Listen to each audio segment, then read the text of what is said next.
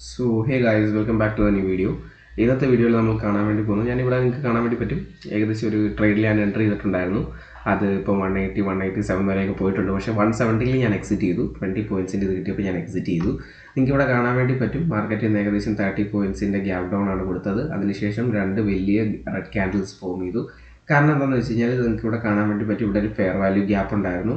ആ fair value ഗ്യാപ്പിനെ market ഇവിടെ fulfil ചെയ്തു. അതിനുശേഷം 2300 എന്ന് പറഞ്ഞ ലെവലിൽ നല്ല രീതിയിൽ സ്റ്റോപ്പ് ലോസസ് ഉണ്ടായിരുന്നു. ആ സ്റ്റോപ്പ് ലോസസിനെ മൊത്തം ട്രിഗർ ചെയ്തതിന് ശേഷമാണ് മാർക്കറ്റ് ഇവിടെ മൂവ്മെൻറ്റ് കൊടുത്തത്. സോ ഇവിടെ 9 EMAയുടെ മണ്ടയ്ക്ക് ക്ലോസിംഗ് കൊടുത്തപ്പോൾ എൻ്റെ സ്ട്രാറ്റജി ട്രിഗേർഡായി.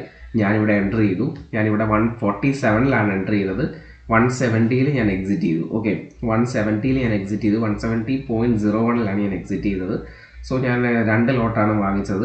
ഓക്കെ, സോ ഇന്ന് എക്സ്പയറി ഡേ ആണ്, തേഴ്സ്ഡേ ആണ്. സോ ഇന്നത്തെ ട്രേഡ് ഇത്രയേ ഉള്ളൂ. നമ്മളിന്ന് നല്ല രീതിയിൽ ഒരു പ്രോഫിറ്റിലാണ് എക്സിറ്റ് ചെയ്തേക്കുന്നത്.